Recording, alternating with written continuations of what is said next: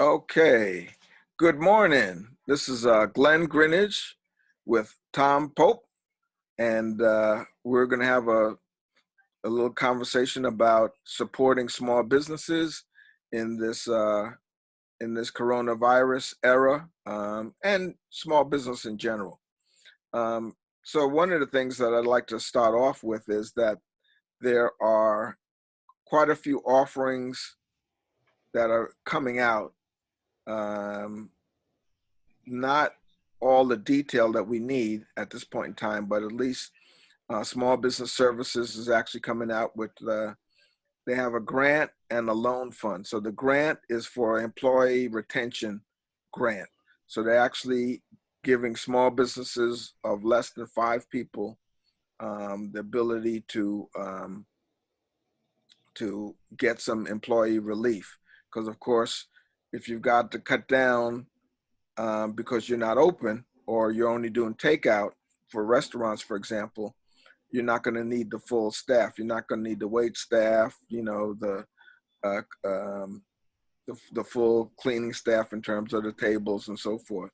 So there's a retention for for those type of employees. So that's one grant that's available. Just ask though, in your community, um, maybe you could paint a picture of the small businesses that are in your community.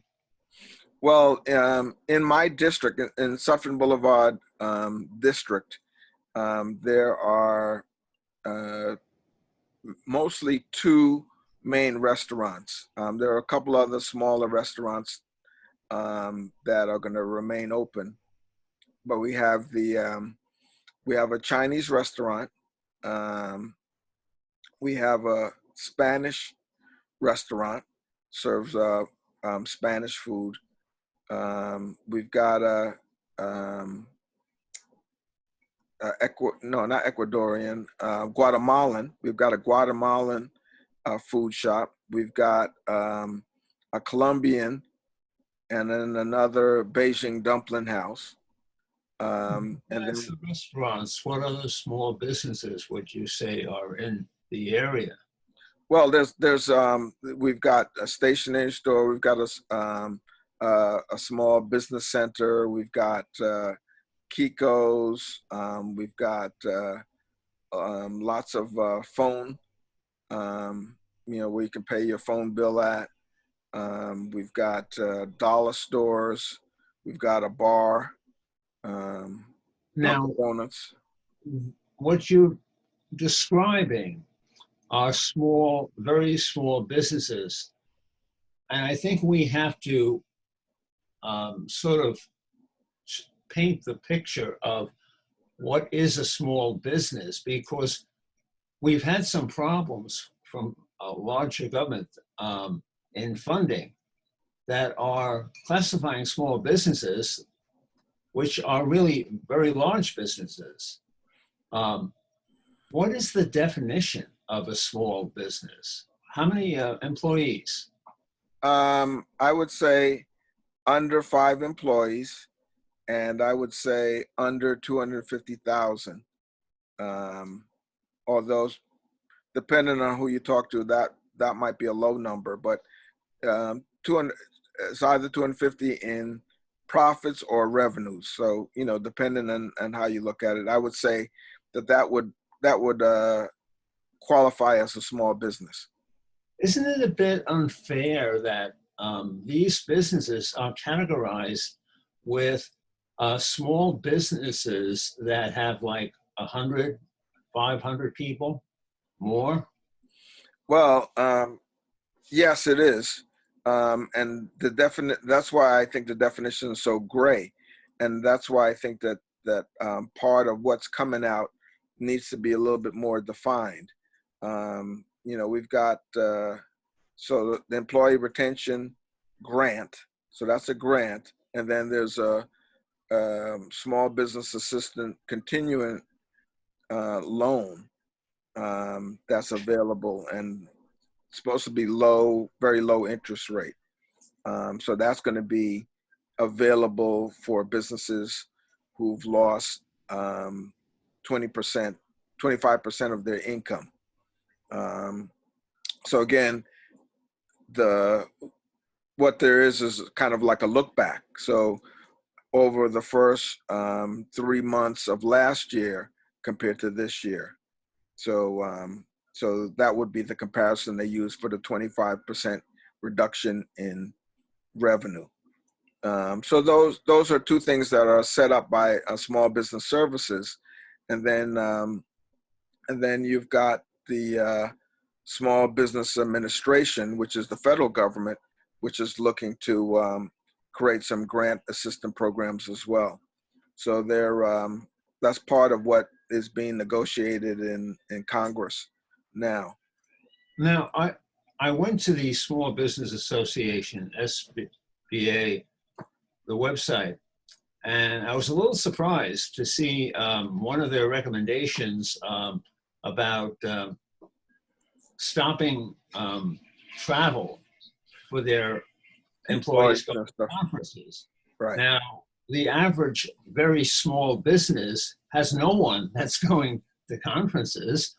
So the SBA seems to be set up for larger, very large small businesses. Yeah, I think the tendency is for medium to large businesses to really be impacted, and I think that's one of the issues that the Senate is dealing with right now. Is that after the last financial bailout, after the banks got back up on their feet, they really didn't lend to the small business person, the homeowners, and kind of left the homeowners out to dry. And so I think that they're putting some legislation so that doesn't happen again, because you bail out the Boeings, you bail out the Amtraks and the big guys, and this whole notion of trickle down economics never really works. And so I think that they're looking to put some, I think it's nice that we're going to have $1,000 to each family, although from what I understand, there's some limitations on that as well. I'm not real clear if it's going to be below 70,000 that you're going to get the $1,000. But in New York City, $1,000 is not going to go a long way at all. And so, maybe in the other states, it might be a little bit more useful. But at the moment, that's only a one-time. That's correct. That's correct. So that's not very helpful. No, it really isn't. And I'm not sure what is going to get stimulated by that, really, because people are probably going to end up paying off or just keeping themselves afloat, because we're talking about businesses, their rent, their property tax, their sales tax. All of these are going to be part of what is going to be adding up. So you begin to see, I don't care if you give me 75,000, that might not even hold me over for 3 months of no sales and no business. It's interesting. The Danish government has announced a plan where it will pay 75% of employees in a small business to make up for losses. Now, that's quite amazing compared to our approach. Well, I think it's actually more responsible. If in fact the numbers say that 50% of the labor is generated from small businesses, then you shouldn't even be looking at big businesses. You should be looking at small businesses to make sure that that labor force is still working and able to then spawn the economy. Because what we know for sure is the individuals are what are driving the spending. Yes, big corporations spend a lot, but they also save a lot and don't pay a lot in their taxes. Whereas if you're looking at a tax base, who pays the most in the tax base. So you're talking about your small businesses and your individuals are paying a heck of a lot more taxes than the big corporations who've got the loopholes and what have you. So it really is a push for that. Should be a push for that. One of the recommendations from some of the consulting groups like the SBA is for small businesses to deal with supply chain problems, develop secondary supply chains. Have you seen that happening with some of the small businesses that are seeing a problem with their supply chains? Well, I think that this whole the environment that we're in now has forced businesses to look for secondary and um, uh, third, you know, uh, avenues for their supply chain. And I think that um, what we're up against, I think, is really a paradigm shift. We're really talking about changing the way that businesses look at doing business. We're looking at the education structure possibly changing. So we're talking about significant changes that are going to come about from this. And for small businesses, right now, if you're not online, you're losing your market share. So that's something that small businesses have to consider going forward if they haven't, got their online presence available, how they advertise and who they advertising to, and let's face it, you also have um, MWBEs, minority women business enterprises that can do side businesses with the city or the state or the federal government. So that's another, revenue stream that people should be looking at if they are looking for alternative income. Um, Now, just as you mentioned that, I'm thinking um, when you look at some very small restaurants, you notice they don't even have a website.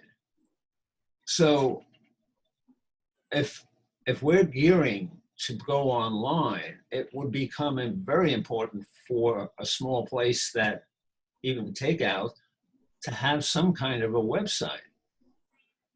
Can we Yeah. depend on something like what is it, Open Table or My Menu, a third party? Isn't it better to have one's own website? Oh, absolutely, absolutely. And I think that businesses are gonna the ones that are want to stay relevant are going to spend their monies on those kinds of things going forward, because I think it's imperative that um, that small businesses look at how they're doing business and adjust and really make changes, begin to look at really, what's your overhead. You've cut back in these times. Do you need to add those things back in, going forward? You've been able to, cut expenses to the bone. What do you really need? You've made choices. And so now, you've set your costs together. So now you want to look at the other end. Where is your metrics? What are the products in your inventory that are making you the money? So you're being forced to maybe look at things a little less casual. You had X amount of dollars and so on and so forth.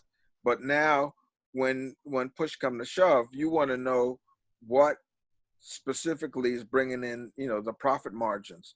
What other income can you establish without closing down your shop that you may be able to do online? A lot of people are now selling online.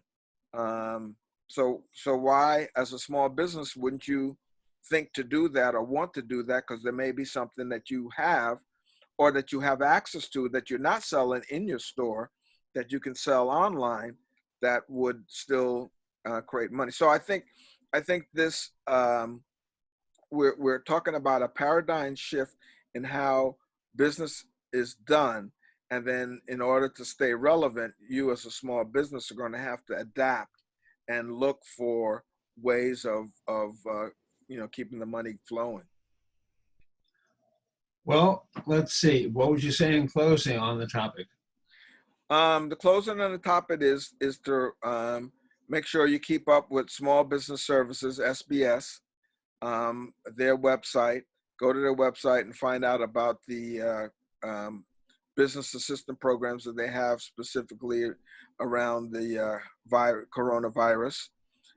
You also want to check out Small Business Services, Small Business SBA, Small Business Association, to find out what they're going to be doing. And if you've got employees, you want your employees to really know what's happening, and that they can go straight to the unemployment line online. So those are things that you want to be able to get to, and we've got it at our website, the Sutphin Boulevard Business Improvement District. So if you look for www.sutphin, SUTPHINBLVDBID.org, and we'll have some information online about business assistance for small businesses in the coronavirus era. Wonderful.